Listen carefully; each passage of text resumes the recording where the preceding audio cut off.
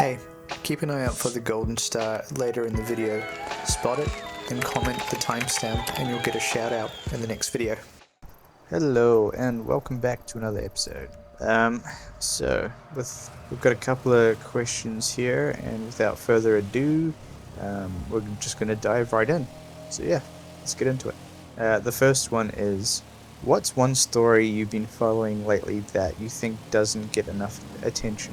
I think that the world doesn't get education on financial advice as much as what it should be, because they don't really teach much about money in schools, and I think that's done on purpose. I think there's a lot of books as well that mention this. It's like they specifically don't teach about money and financial advice within school, because in a way I guess you do have to kind of figure it out, but at the same time I feel like and they say this in the books as well, like Rich Dad Poor Dad, they don't teach you about money because they want you to be in the system of like these jobs and making the world go round in that way, which is, there's nothing wrong with having a job, but I mean, I feel like they don't teach you about financially smart decisions to make and how to be financially intelligent with your money, basically.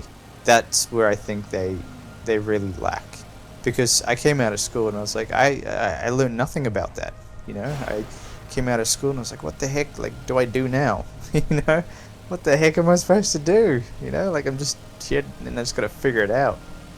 And yeah, I don't know, I think there's a lot of people that are just consumers out there where, and I'm totally guilty of this too, where you just end up buying things that you don't necessarily need. And yeah, I really specifically think they don't teach you how to think ahead with your money and how to keep it safe and to let it grow over time.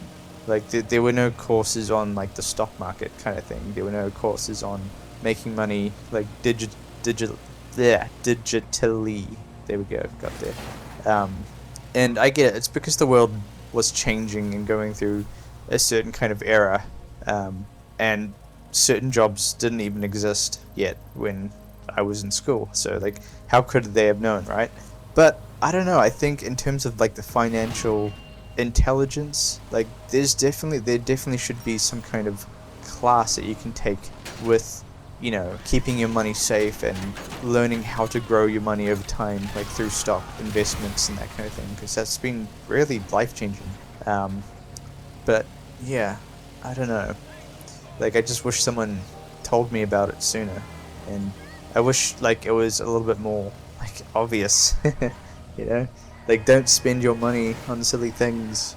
Don't go chasing the latest fashion. Don't go spending your money on expensive things that you don't use. Learn about liabilities and assets.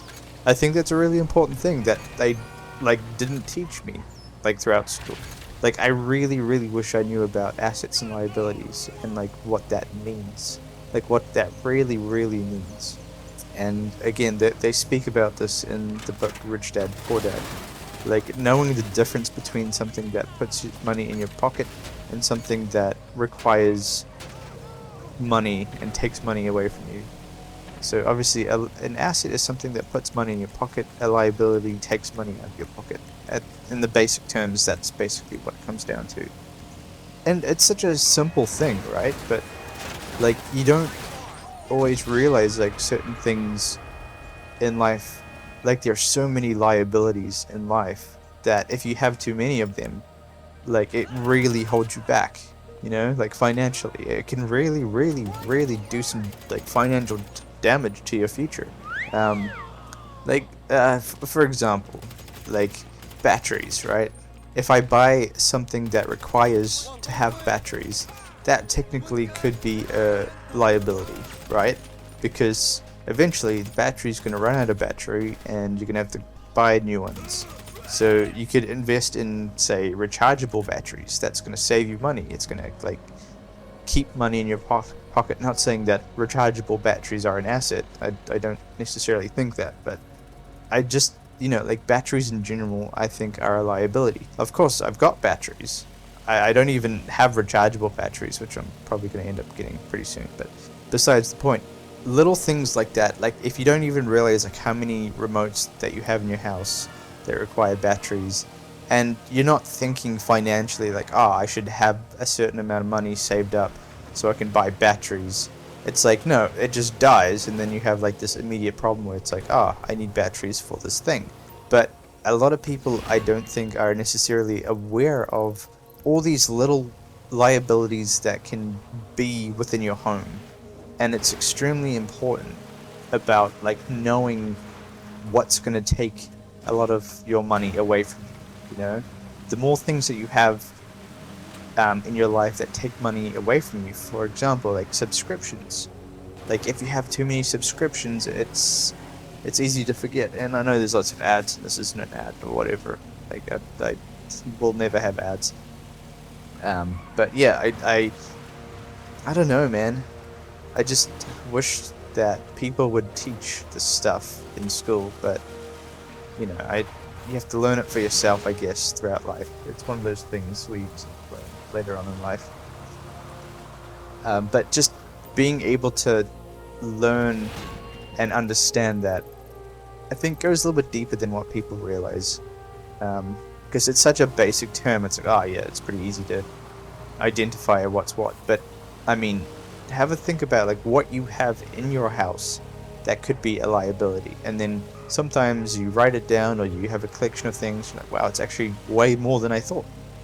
Like for example, if you buy like a computer or like some kind of machine, like I bought this water pressure hose thing, or this power washer thing.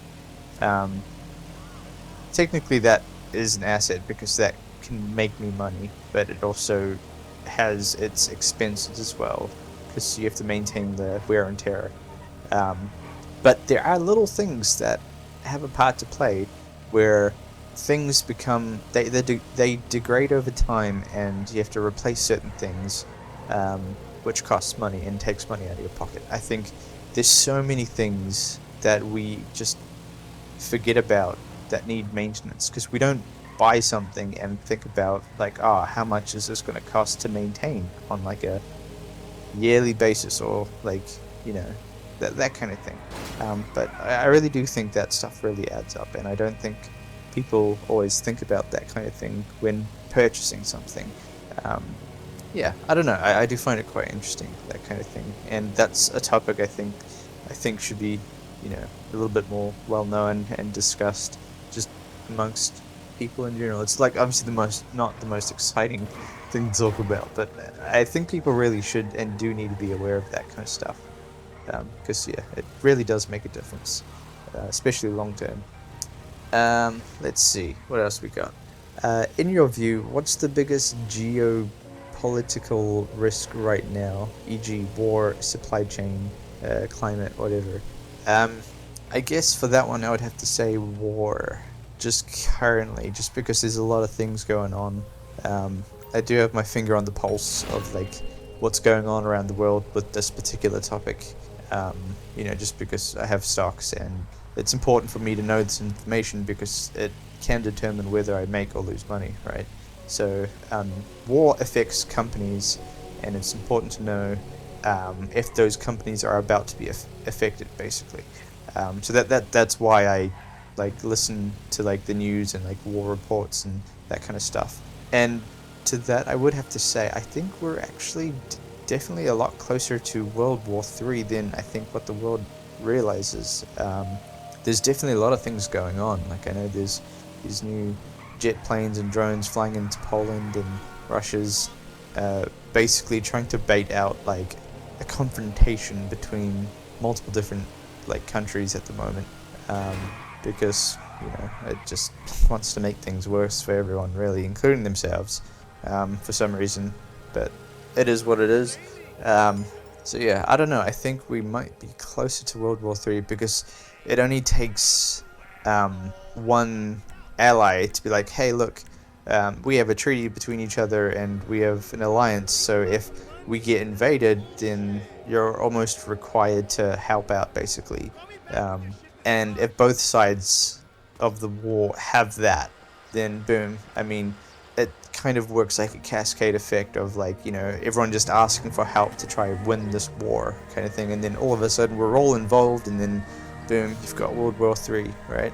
So just with the way things are going, it's probably going to be a pretty slow process to eventually get to that point, but I cannot comfortably and reliably say that we are safe and far away from World War III. I just can't, because there's a lot of craziness going on in the world right now, and it's really sad to see. Like, it's awful, man. War is really just a terrible thing, and it's like pointless lives just lost. It's just such an awful thing that exists, and it doesn't have to be like that.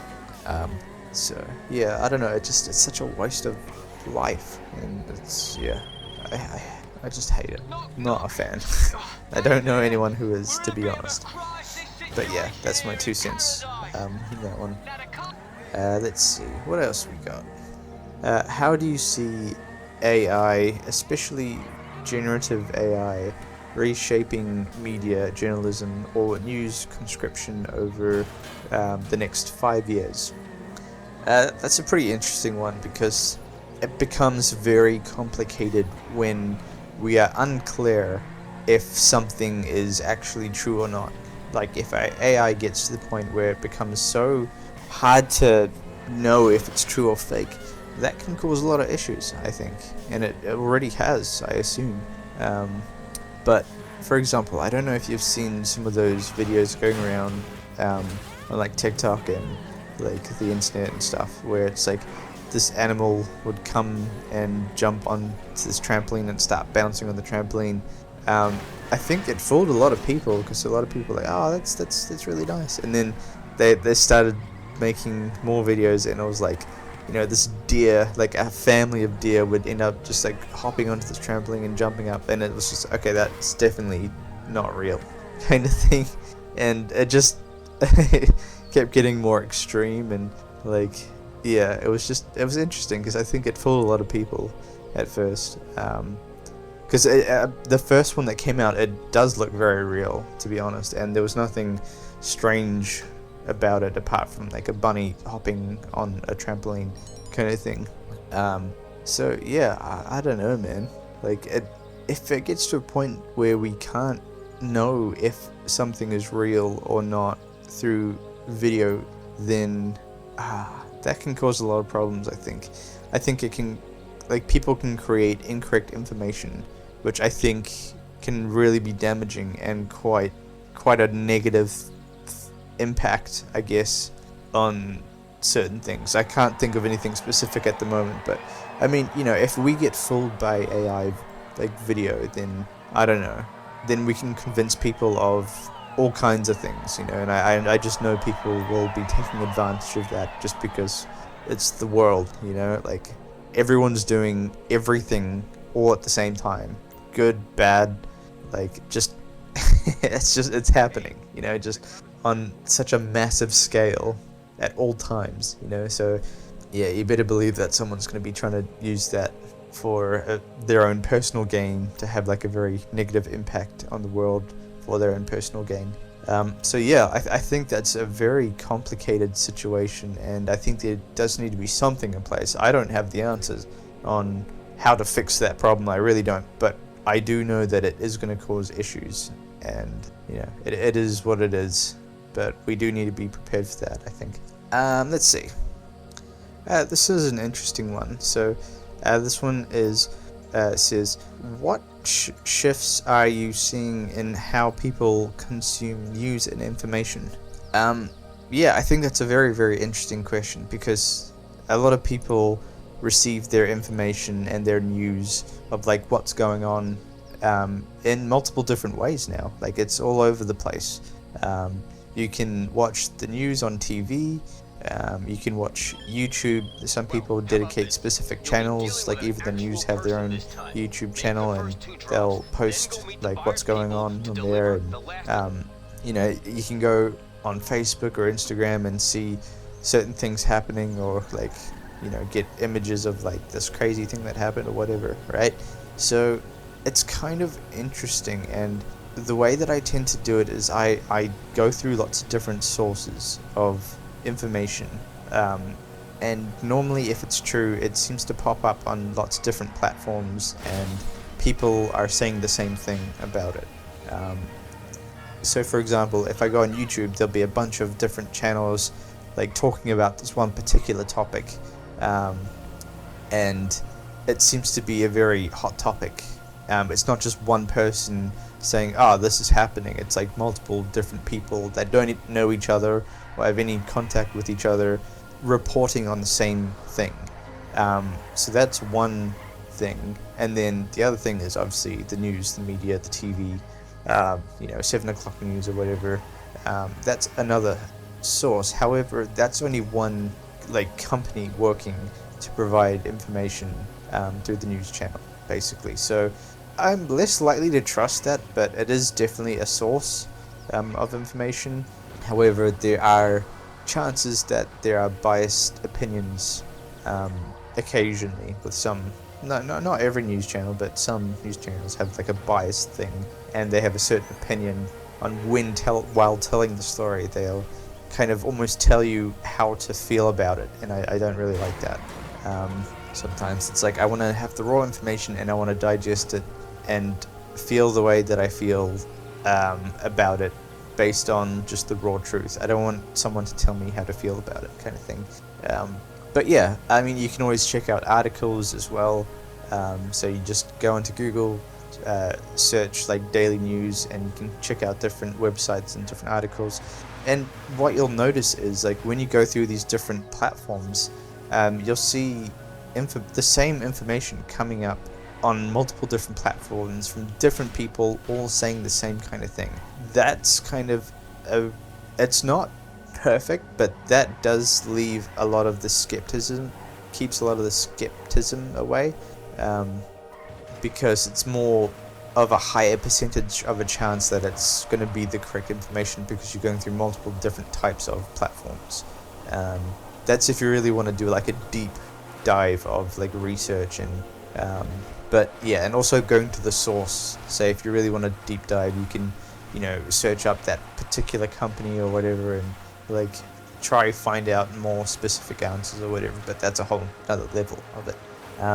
But yeah, I definitely think to answer that question, to go back to that question, I think a lot of people are consuming news in different ways, and to be honest, I think YouTube was quite an unsuspecting way of receiving information. Like normally I would just watch YouTube videos and like just for entertainment purposes and nothing more, basically. So it's interesting to see how it's like evolved to being like a source of media where it's almost required for me in my life. Like things will pop up. If something crazy happens, then it'll be all over my YouTube feed, and that's just because the algorithm knows that's what I want, right? So that's kind of part of it, but it surprised me because it did end up becoming quite a relatively big part of my source of information, and there's lots of different people saying the same kind of thing, so it does kind of What are you doing? What are you doing? take a lot of the guesswork out, because lots of people saying the same thing doesn't necessarily mean that it's going to be true, but it's more likely that it's going to be correct information. But yeah, that's why I tend to like YouTube a little bit more over some of the other ways. Also, I'm a very visual learner, so I like to watch something and visually see the reports and video footage and that kind of thing. But yeah, anyways, I think that was a good question. Let's see. The next one is, what's a personal failure that ended up teaching you something valuable? Dude, I've got so many life lessons that I've had to go through, it's not even funny. A really interesting one that I've come across in my lifetime is learning how to learn. That's a really interesting one, because I think through school and like teachers, they only teach in like certain ways. They try to do their best, but sometimes you get a specific teacher that might only have a certain type of teaching style, whether it's like reading or writing. I never really excelled like learning through that method. Like I'm quite dyslexic, so like reading, like I was forced to do it, and like I can read perfectly fine, but I it takes a lot more time and effort to really process that information, and to like really soak in the lesson or like the information, that way. Like I can learn something by listening to it and by seeing like an example. Also by doing as well is a very powerful way of learning. But it's understanding like what works for you, learning how to learn, like what is going to be the best way for you to learn how to learn. So I end up learning, oh, I'm a very visual learner, so if I watch something I can get a lot of information and understand it a lot better by watching a video or listening to something. But to put it into practice, I think is probably the best method, because that's kind of like testing it out, and that gives you real life feedback of like, it's working correctly, or it's like, why is it not working correctly even though I'm following the steps? Because sometimes if you execute something, it doesn't necessarily always work, and it's like, well, I'm following the information, and then you realize like, it's because this little thing, I just got to change this little thing, and now all of a sudden it works. It's like, okay, real life, putting it into practice, I think, is a very, very powerful thing. But yeah, learning how to learn correctly in a way that is good with you, I think, is a very important thing. Because there were a lot of like classes that I took in like high school and just throughout my life, and some teachers didn't know how to adapt with like my learning style, and I think that definitely held me back quite a fair bit, just because of, you know, some of the issues that I have with like dyslexicness and stuff. But yeah, I think like everyone's different, so it might be different for someone else. I think for the most part, most people are pretty good with learning, like they can learn in like all different types of way, but some people, I think, like myself, we really only learn in very specific ways. So yeah, I don't know, I guess that's more of a personal experience, of like figuring out what works best for me, I suppose. And I think that to translate that to someone else is, you know, learn what works best for you, and then really hone in on that, and then just dive into it. So yeah, that's been a very, very interesting lesson, and I guess I failed a lot more with the reading and writing side of things, I guess. So yeah, I guess that's kind of the lesson, was like learn how to learn and what works for you. Right. Who or what inspires you most in your day-to-day life? Honestly, I get really inspired by extremely positive people, and just people that are just living the most of their life as they can, and just really just going for it, you know? I try to surround myself with people that just are super motivated and just happy and just loving life, you know? Like, I really enjoy being around that type of person. Because it's infectious, you know? It feels good to be around those people. Like, I don't like being around people that just complain 24/7. Like, I get complaining is just a natural part of life, but all the time, that gets a little bit much for me. I think for inspiration, like, seeing people, like, working out, like, for example, nothing, like, hypes me up more than when I see, like, a weight loss journey kind of thing. Like, you'll see a video of, like, this lady who's like really like obese and like overweight, and then you slowly see the documented progress that they've made over the years, and it's just like, yeah, get it, you know, like you know, they're literally changing their life right in front of you. It's like, man, like, hell yeah, that's so good to see, you know, because I know it takes a lot of hard work to make it happen, and to form those habits. You have to form those habits. You don't have a choice, you know, in that particular scenario. And it's like you can see them learning discipline, and consistency is key. It's like, I don't know, there's something about it. It's just like seeing them just lock in and just go for it. There's something that just gets me going about that. And I love seeing that. I love seeing those videos online, because it really does hype me up, you know, like it's very motivating. It's like, if they can do it, I can do it. I shouldn't complain so much, and I shouldn't, like, be so down all the time. It's like, you know, it's like, just gotta put your mind to it. Just go for it. So I guess that kind of stuff inspires me a lot. I do like seeing that stuff. This is an interesting one. So this one says, how do you deal with information overload or burnout in the digital age? I'm just going to talk about burnout in general. Burnout is a very interesting thing that I think we've all kind of experienced at some What are you point. doing, man? What are Some you more than doing? others, maybe. I don't know. But burnout is interesting. It's just something that you have to learn, I guess, because if you're too focused on a goal, and for example, like I remember this one time I tried to get more hours at my job, working at this retail store. I'm not going to go into details, but I really pushed myself. It's like, what if I work like 7 days a week? And it's like, yeah, it sounds kind of crazy, but like, what if I can just deal with it? You know, like, what if I can just deal with it, work 7 days a week? I'll get so much more money out of it, and you know, like, that's a good thing, right? And I did it. I think I worked like 14 days in a row, and by the end of it, I was so burnt out. You know, like, I was so mentally drained, and I just realized, like, I can't do this. You know, like, it sounds crazy, but like, I just wanted to try it, and I did get like a really good paycheck that for those 2 weeks, but yeah, by the end of it, I was like, oh, I don't think I can ever do that again. Like, so I actually have heard of some people pulling that off, and they just live like that. And I guess that's probably why I wanted to try it. But I think with the job that I had, it was so extremely demanding. It does have like a tax on you and your body over time. And I think I was pretty close to like some kind of mental breaking point at that stage.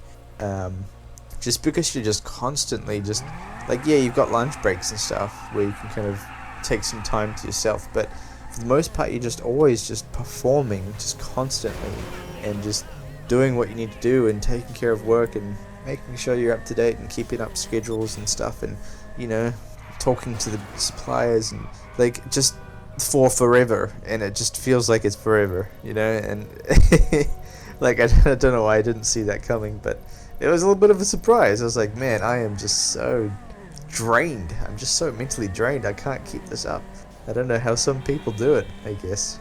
So yeah, burnout is something that should be treated correctly, I think, and it is very important to take some time off, to take a holiday or something. Like, I remember I had so much leave, like, I forgot to take leave a lot of the time. I think I had like 2 months of leave. So companies don't like when you have too much leave, because if you leave with a lot of leave that you have stacked up, then they sometimes have to pay you out the amount of leave that you're owed, basically. So companies will sometimes force you to take time off, so they don't have to pay for it if you happen to leave the company at that point, because then they have to pay you out for that leave that they owe you, right? So I straight up just ended up taking, like, I think it was like a month off straight, and honestly, it still didn't feel long enough. Like, it was great, and it was very much needed, but man, like, it was never, it's never long enough, I think. But yeah, burnout's a real thing. I think that's what I was talking about. Kind of lost track of, like, the topic of what we were talking about. That's right. We'll move on to the next one, which is there a time you had to change direction completely? For example, career, values, and that kind of thing. Yeah, for sure. I think a big one for me was I really wanted to be a musician. Like, I wanted to make it as a musician, to be this guitarist person that can, like, you know, travel around the world and play all these shows and stuff like that. But I think I was romanticizing with the idea of being a musician, and I think it wasn't the best fit. Like, yeah, I got really good at guitar, and I went to these music courses and, like, met some amazing musicians and played shows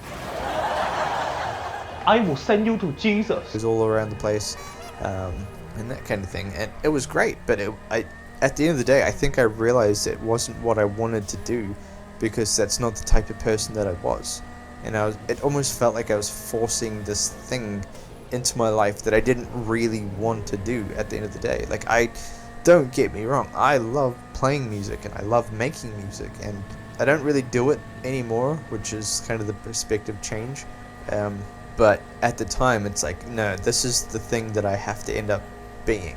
But it just did not align with like how I see myself realistically living my life in the future. Like, I'm a very introverted person. I don't really like to go out a whole lot. So there was that aspect that I kind of had to wrestle with, I suppose. And I definitely gave it a pretty decent go. And there were definitely lots of different shows. And I played in different venues and like all over the place and whatnot. So it was pretty successful. But I think deep down, I just knew.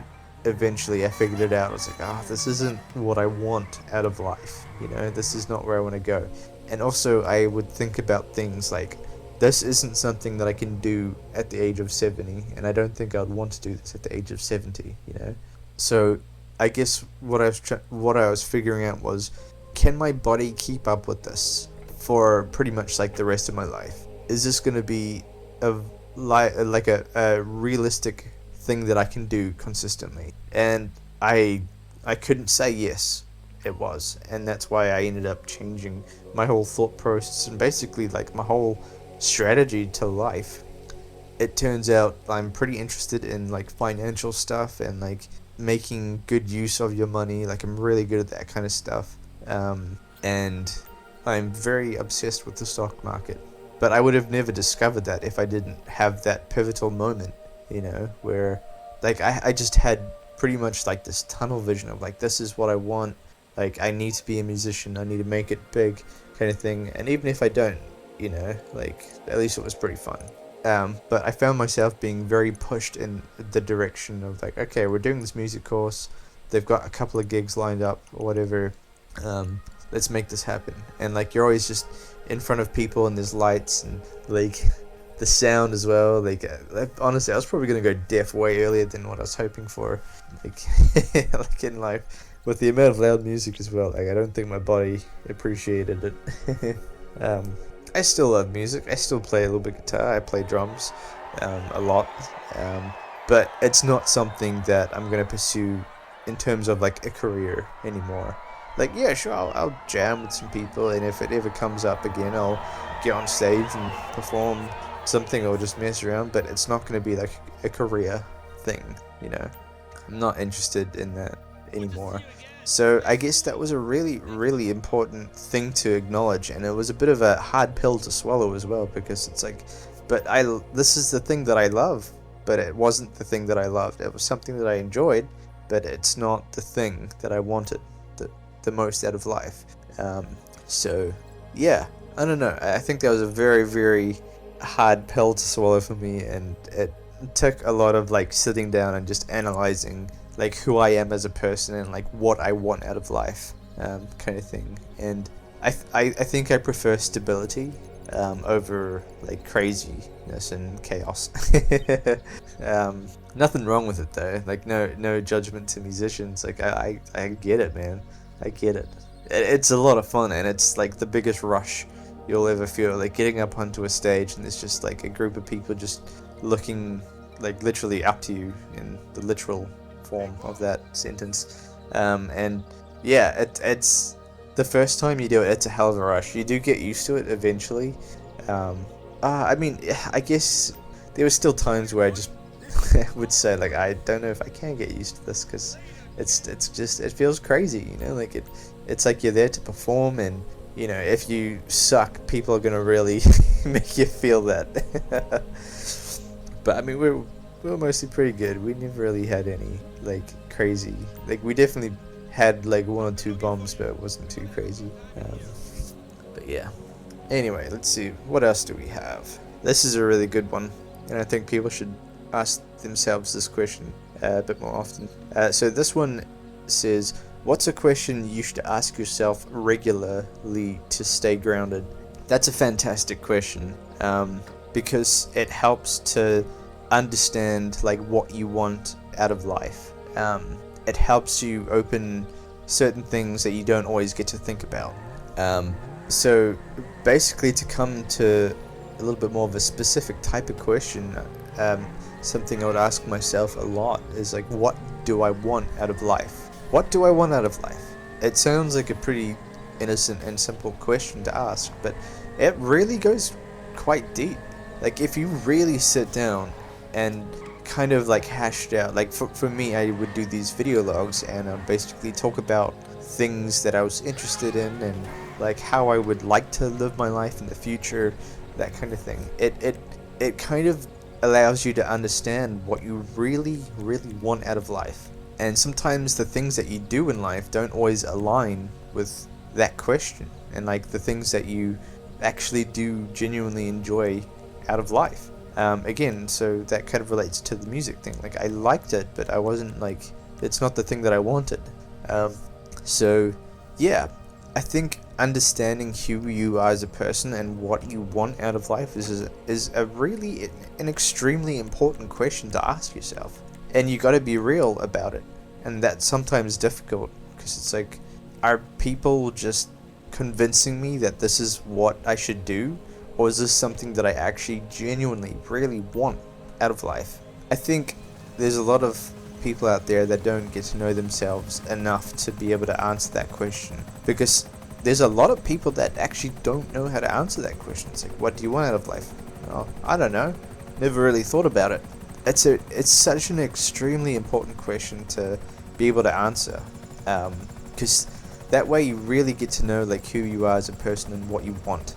And for me, it was number one was having time and health. Number two was financial stability, and number three was freedom. Those three things were like the most important thing to me, because without time, I mean, everything's kind of pointless. And health, you know, if you don't have health, everything's kind of pointless. Well, not everything, but you know, there are things that you can enjoy, but it's ideally better to be healthy if you can be, right? So health is very important, otherwise you can't enjoy life to the fullest. And then what did I say?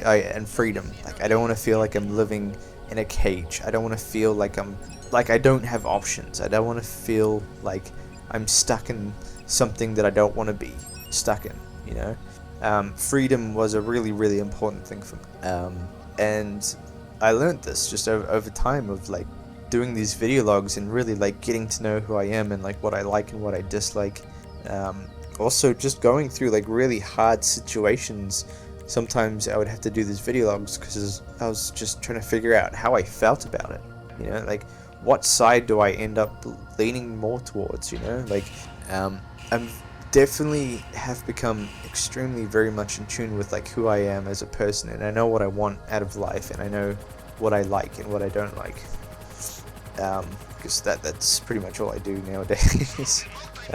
It's like I like to get to the root cause and like figure out what's going on, kind of thing. But yeah, that is a very extremely important question that I think people should ask themselves, because there's actually a surprising amount of people that don't know how to answer that question. What do you want out of life? What's the most important thing to you? If you don't know, then I really do encourage you to ask yourself that question and try to answer it. But yeah, let's see, what else do we have? This one might be good. This one says, what balance should there be between automation and preserving human jobs? So this is a little bit of a controversial kind of question, and there's definitely some very strong opinions out on this particular type question. I think people are very scared that they're going to lose their job to an AI or robot, because it potentially also could have already happened as well. However, the way that I see it is, yes, it's taking away certain things away from our lives, but I also think it's providing a lot as well. There's a lot more new things that have come out of it, that it can and has created new jobs, and that just goes with, like, you know, how things progress naturally in life. You know, some things become outdated and then we find a more efficient way to do something, and then, you know, everyone starts doing this new thing that seems to be working way better. But I think some people just see it as like, oh, it's just a bad thing, it's only going to be bad. But I don't think that's the case. Like, I think, having like these new intelligent robots to do some dangerous work that sometimes has a risk of losing human life, if we can replace robots to do a lot of the tedious and dangerous stuff, then I don't see that as being necessarily a bad thing. I mean, that's the whole reason why they're ideally being created, is to help us, right? So yeah, I don't know. That's a pretty interesting one. I don't have like a huge, strong opinion on anything with that, but that's just, I guess, how I see it, I suppose. Let's see, what else do we have?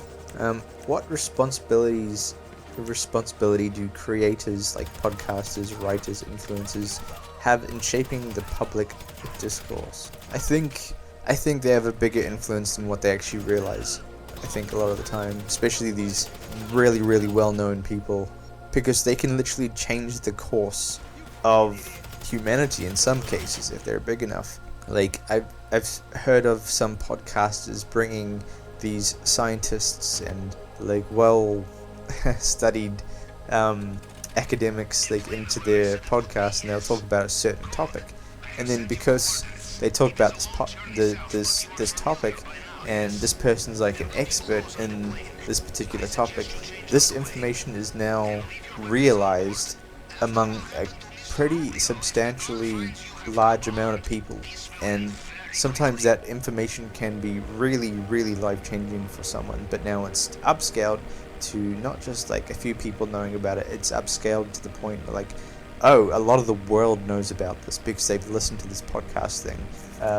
Yeah, I think that's a really interesting thing, because I don't always think some podcasters realize what kind of effect that they can actually have on the world, whether it's good or bad, and well, I'm sure a lot of podcasters know for sure, but I think maybe some don't.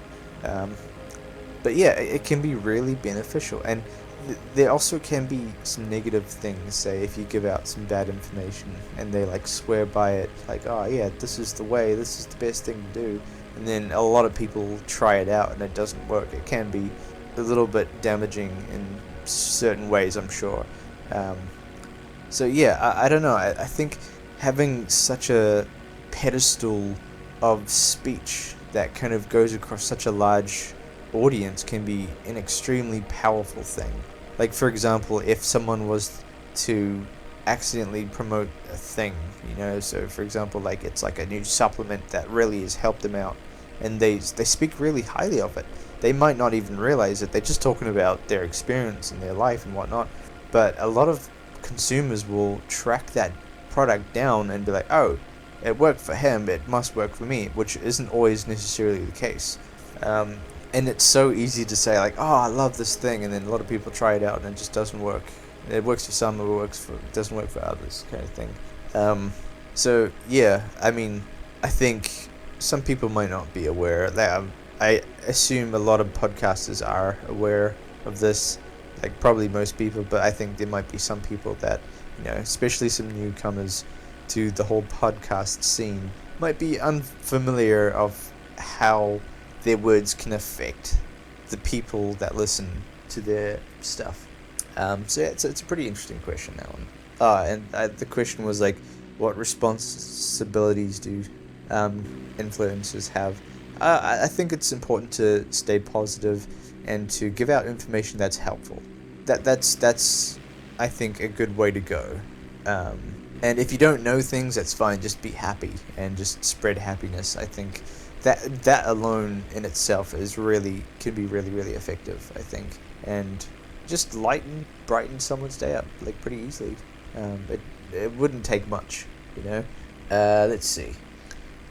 We'll just go with this one. So this one says, do you believe in fate, free will, or some mix? I don't know if I believe in fate, like, we were destined for this or whatever. I think free will is something worth fighting for sure, and it's something that we don't all have, which is awful. I don't know, and I think the reason why I say that is because I'm very much a person that's had to grind it out, I've always had to figure it out and do things to make things happen, And yeah, I definitely have friends where things have just fallen into the lap, and they have these crazy opportunities just pop up, and they don't even sometimes want it or are aware that it's even there, you know. Um, yeah, like everything that I have and everything that I am is because of the things and actions that I've put into place. Sometimes I've had to create my own opportunities to be able to even have an opportunity in the first place.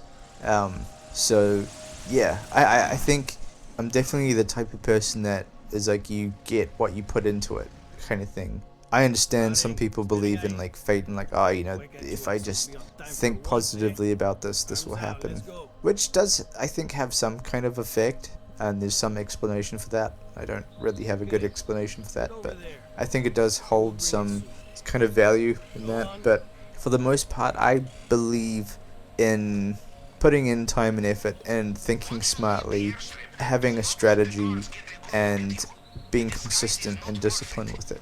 That's the only way I've ever had any type of success with anything, I would say. Because I'm definitely not a person that has just had things just given to them all the time. On the rare case, yeah, I'll have like a, a good break and something good will happen, you know? But for the most part, I've had to create it and do it for myself, because some of my insane goals that I have in my life would definitely not be possible with just trying to do it and like hoping that it happens, you know. It takes strategy, it takes a lot of time and effort, it takes discipline, it takes consistency. They just do those things, work harder, work smarter, not harder, kind of thing. So it would be a little bit difficult for me to believe in like fate and like destiny and that kind of thing, just because it's, I don't know, for me it's been very difficult, I think, trying to accomplish certain things and to have certain things and to be able to live the way that I do, you know. So yeah, that's just my experience on it anyway. The next one is, how do you grapple with uncertainty both personally and publicly? That's a pretty interesting one. See, I think I definitely used to be the type of person that used to be very cautious and afraid of making mistakes. It's like, because at the end of the day, like, sometimes these mistakes could set you back and screw up your future potentially. So I was always very cautious and trying to make every step that I take like by perfectly placing my foot in the right direction. But I made a lot of mistakes, and sometimes in the public eye as well, just because of like my job and talking to lots of people all the time. But that's the thing, you just kind of have to own it. The worst thing I think you can do is try lie about it and convince people like that it never happened, or like, oh, it's because of this. It's like, no, just own it. People will respect you more if you make a mistake and you own it. And I definitely know there's like a bit of a sting that comes with doing that, but it just shows that you are taking responsibility for your mistake and your actions, you know? I'm not a fan of like how people try to sidestep things and like, you know, it's this only happened because of this and blah blah blah blah. It's like, no, if you made a mistake and things didn't go to plan, or someone trusted you and you let them down, just be honest about it, you know? Like, don't beat around the bush with it. Just like, yeah, they might be mad at you, that they might be like pretty ticked off with you, but at the end of the day, it does build trust. That person can make a decision like, you know, this person told me something that was difficult for me to hear, but I respect that that person was eventually able to tell me because they're not lying about it, you know, like they want to be truthful about it, like they came clean kind of thing. So yeah, I think even if it's in the public eye, it's better just to own it and to not like create all these convoluted lies and all that kind of stuff, which only makes it worse. So yeah, I mean, there's definitely been some things in my life where it's like, you know, with the job that I had, we had like this little small community of people, and people talk, man. It's just how it is. People talk. Like, I think it's really important to learn to not care about what people think, because that really hinders your success. And like, if you do screw something up, it's like, who cares, you know? Like, I'm just trying to learn, I'm just trying to get through it, I'm just trying to get by, you know? there's no shame in that. People will forgive that. It does depend on how severe the issue is, I suppose, but at the end of the day, I think it's always best to just be honest about things, and people do resonate with that a lot more, and they do respect it a lot more than, because some people think that they're very good at lying, but most people are really bad at lying and trying to convince people. Like, sometimes it's so painfully obvious that this person's lying. Yeah, and also that can be a sign that they're not someone who lies very often because they really, really suck at it. But yeah, I don't know. That's just how I see it. Let's see. Maybe we'll do one more, or one or two more. I don't know. We'll see how we go. We'll go with this one. So this one says, how do you choose what you will care deeply about versus letting go? It's kind of difficult because I've really trained myself to like not care about things too much. I think, you know, family and community is definitely important. Like friendship's important. Yeah, obviously, yeah, families, they're your family, you know. Doesn't always necessarily mean they're good for you, which is something that, like, some people have gone through. Like, not all family is good just because they're your family, but to me, my family is very important to me. They're very good people, and I appreciate them. They've really looked after me and, you know, raised me pretty well, so I don't have any complaints. But there's definitely some things that I used to get really stuck on, where it's like, oh, I'm having this problem and I'm really stressing about it, and like I just can't stop thinking about it. And I know it's difficult, but it is important to learn how to just let it go. It's much easier said than done, but if you think about it in the way of like, there's nothing I can do about it. There's nothing I could possibly do that could change this at all and affect this any differently. So like, why am I thinking about it? It's just causing these negative thoughts and, you know, stressing me out and stuff. So I think learning how to, I guess in my case, distract yourself from thinking about it. It's not the best advice for sure. Like, it's best to like learn how to let it go naturally. I guess there are probably some questions you should end up asking yourself to be able to like eventually kind of let it go, I guess. But for me, I would just do something else. That's just me.